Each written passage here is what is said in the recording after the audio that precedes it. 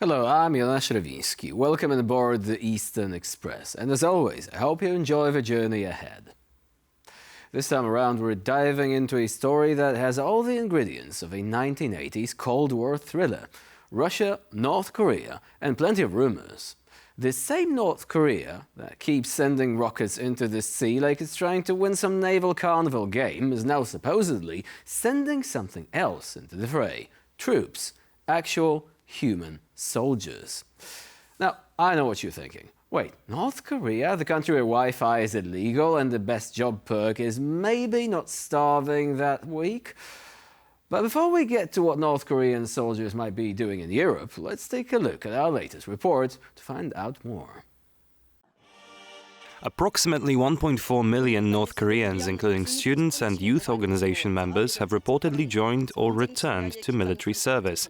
This mass mobilization comes as tensions continue to escalate on the Korean Peninsula. North Korea has detonated sections of highways and railway lines along its border with South Korea, prompting the South Korean military to fire warning shots in response. Pyongyang is accused Seoul of sending drones into its airspace, further heightening the conflict. We have strongly condemned North Korea for its continued nuclear and missile threats, for blowing up the inter-Korean roads and railways. Adding to the tensions, Ukrainian intelligence has reported that North Korea sent its troops to Ukraine. Our intelligence records not only the transfer of weapons from North Korea to Russia, but also the transfer of people. This is not the first instance of mass military recruitment claims by North Korea. Similar announcements were made last year, highlighting the regime's call to arms against perceived threats from the United States and its allies. And now, as always, let's take a look at the issue in greater detail. Turns out North Korea's leader, Kim Jong-un, has found yet another way to make international headlines. But this time, he's not just shaking hands with Dennis Rodman. No, this time Kim's shaking hands with Vladimir Putin.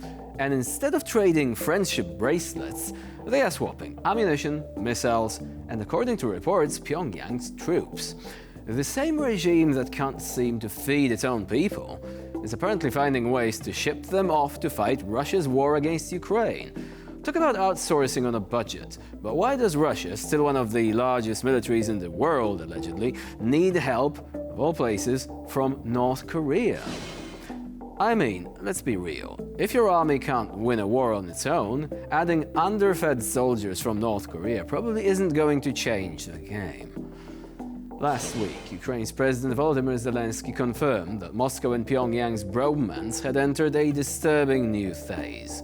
And while the details of this secret mutual aid agreement remain under wraps, reports from Ukrainian sources are now suggesting that as many as 3,000 North Korean troops are being prepared for deployment. Imagine getting drafted into the world's most pointless war, shipped halfway across the globe, and then told, "Good news, comrade, you're on the front lines of Ukraine." So now, what does North Korea actually get out of this? Why would Kim Jong-un send troops, missiles, and even technicians to help Putin out? For starters, North Korea needs cash, and lots of it. Their economy is so bad, the only thing holding it up is duct tape, blind nationalism, and of course, whatever is left of the black market. The COVID-19 pandemic hit North Korea like a truck when it slammed the borders with China shut. And when your economy depends on smuggling things into China, that's a problem. So naturally, Kim Jong-un is doing what any good dictator would do, selling off his country's weapons and manpower in exchange for a much-needed paycheck. North Korea also sees this as a unique opportunity for military training. Here's where it gets even more twisted. Kim's regime is reportedly sending civilians to Russian-occupied territories to help rebuild shattered infrastructure. These aren't trained engineers or architects. They are ordinary North Koreans being sent to war zones to repair bridges and build roads. In return, they get a meager paycheck, and North Korea gets a much-needed source of foreign currency. It is a darkly dystopian version of international aid, where Kim gets richer, his people get poorer, and the cycle of isolation and repression only deepens. So, how have Ukraine and its allies reacted? Well, Ukrainian intelligence has confirmed North Korea's involvement, and President Zelensky warned that this move proves Ukraine needs even more international support.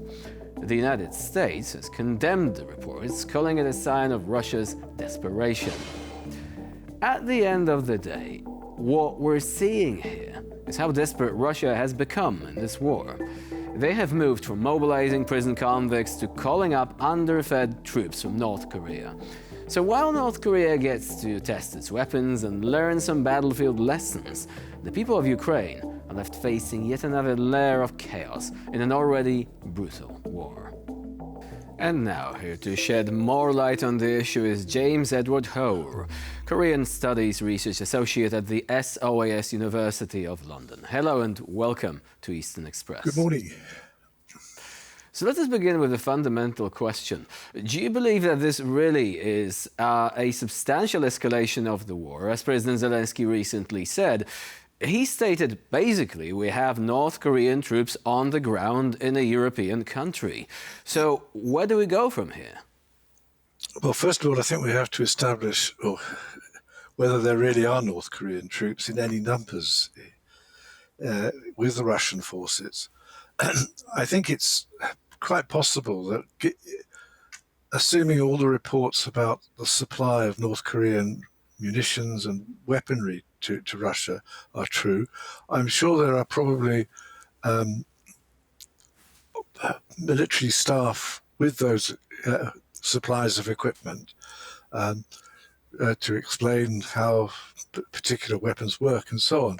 Whether there are actually large numbers of troops, North Korean troops on the ground, seems impossible to say at the moment. I mean, President Zelensky has said so. Others on the Ukrainian side have said so.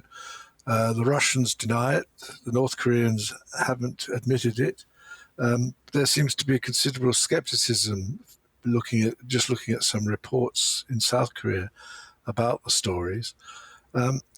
But if the war continues, I suppose it is possible that the Russian need for additional manpower to replace the losses they're suffering might mean that they would seek to have North Korean forces. From the North Korean point of view, you could see advantages for them. It would give them some experience in modern warfare, which they haven't really had. They've been involved with certain conflicts, liberation movements in Africa, but possibly in Syria, but there is no real evidence of them taking part in any major conflict. So if it were to be true, then this might be advantageous to North Korean forces to learn about modern techniques and to gain experience. And what is the political import of this move? I mean, we have known about the cooperation between Russia and North Korea for quite a while. There was the infamous footage of Vladimir Putin and Kim Jong-un basically going for a ride in a Russian luxury car, as if they were filming some sort of bizarre episode of Top Gear or something like that. But now that we're seeing a military dimension, and not just the artillery shells, because this has already been reported a while ago, but we're seeing a theoretical deployment of troops. And you've mentioned there might be different capacities. We have stories right? about deployment of troops. Okay, yeah, but if these stories actually turn out to be at least true, and to the extent that they are there either as engineers or perhaps helping secure Russia's borders, I'm not even talking about like their deployment into occupied Ukrainian territories, because that would be arguably another step. But would you say that politically this shows that yes, there is a danger of authoritarian states really cooperating militarily, as opposed to holding meetings and basically churning out slogans about mutual objectives and so on? I think if it were true, then it would be an escalation of contacts. But I think there is still an awful lot of skepticism about the claims that there are North Korean troops on the ground. apart perhaps from a few liaison officers handling the military supplies. There's no evidence of the North Koreans and the Russians clearly operating together. I mean, and I'm not sure how you would see that until there started to be evidence of dead North Koreans on the battlefield, I suppose. But there've been no pictures of Russian and North Korean officers working together. There've been no pictures of North Koreans actually handling weaponry supplied in Russia or on the front with Ukraine. So, I mean, I think it's quite possible that if the conflict goes on and the Russians begin to suffer even more manpower losses, that they would seek such assistance. But for the present, I think we still have to be rather careful about the wilder claims that are made. But if it were true, then it would be a significant development. Speaking of wild claims, the North Korean leadership has announced triumphantly that there is 1.4 million new recruits ready to empower their own military basically in North Korea itself. And there have also been some belligerent moves on the part of the North Korean regime, including the destruction of infrastructure connecting North and South Korea. What does it tell us about the overall situation there? And also, would this perhaps inform the possible choices when it comes to the deployment of troops in Ukraine, i.e., if North Korea is really readying some sort of confrontational stance, some provocation perhaps? I'm not even talking about an outright war, but still they need those soldiers there. So could they afford to send them over to Ukraine? Or perhaps the other way around. If they are in Ukraine, does it tell us that it's more posturing on the Korean Peninsula, but not really preparations for an outright conflict? I think that I don't really see an outright conflict. I mean, tensions, yes. Gestures, yes. Blowing up of roads and railway lines looks dramatic, but it doesn't actually alter the position on the ground.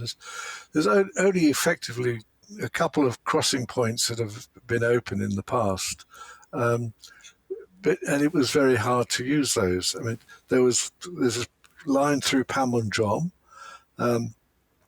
which was the normal way of going north or south, for that matter.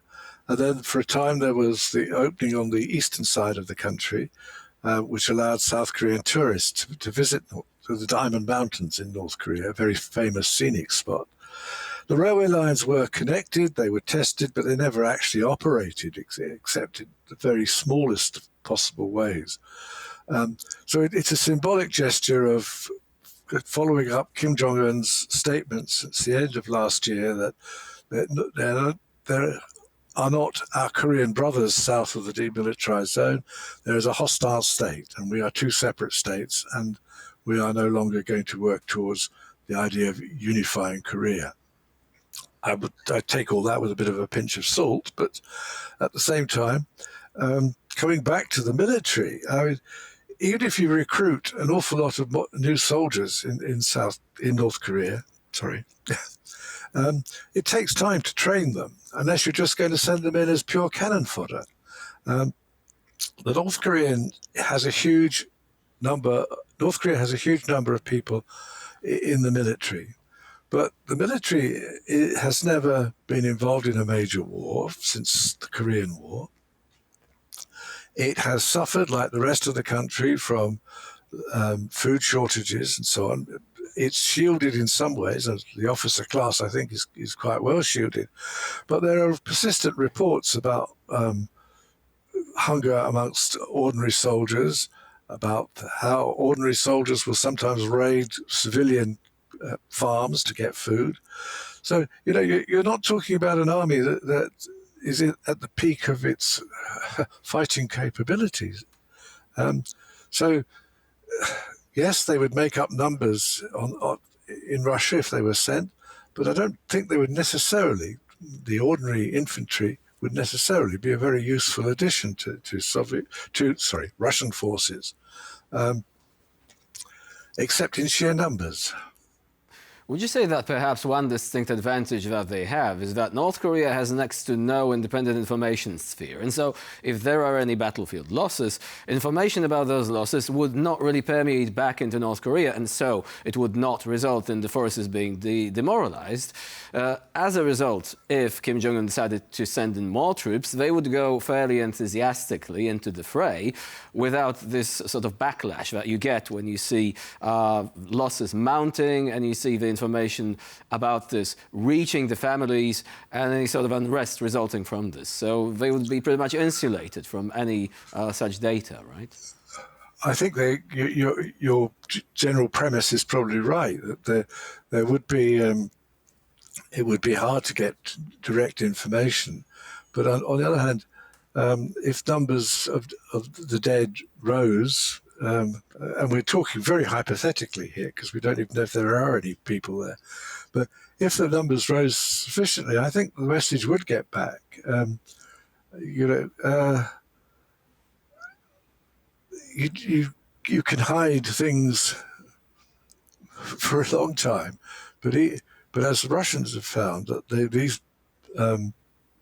this information about losses on the front line do get back, however tightly controlling your system is.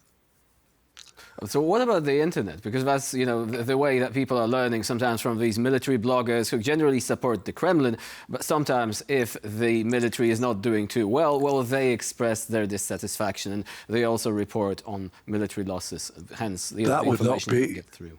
That would not be a problem, I think, in the North Korean case. I mean, there is very few North Koreans have access to the internet. The people who do are people like officials, government officials, and people like that, not ordinary people. There is an intranet, domestic net system, but that doesn't reproduce information from outside except very tightly controlled information. So I don't think that would be a problem. But information does have a habit of being transmitted by word of mouth, and unless all the wounded, for example, if there are, again, we're hypothetical, but if there were wounded, unless they're all kept in Russia and not sent back home, then, but once the wounded started appearing, then people would be aware that there were losses on the front line. So despite all the seclusion, information still may eventually get through, even in North Korea. James Edward was our guest today here on TVP World. Thank you very much for joining us and for sharing your expertise. Thank you. Goodbye. And now we move on to Eastern News Flash, a series of all the other stories from the East that you really don't want to miss. Ukraine's President Volodymyr Zelensky has presented his victory plan aimed at shifting the war's momentum in favor of Ukraine. The plan was laid out during a speech to the Ukrainian parliament and is set to be discussed at the European Union summit and the NATO defense ministers' meeting in Brussels. Zelensky's proposal includes calls for lifting restrictions on long-range weapons supplied by allies, an unconditional invitation for Ukraine to join NATO, and the establishment of a strategic non-nuclear deterrence presence in the country. The Ukrainian leader emphasized that ceding territory is not an option, framing NATO membership as crucial to deterring further Russian aggression.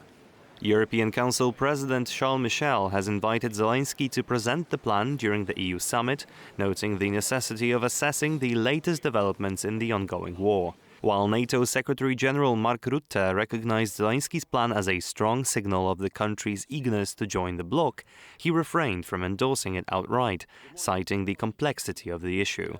Nonetheless, he affirmed that Ukraine is closer than ever to NATO membership.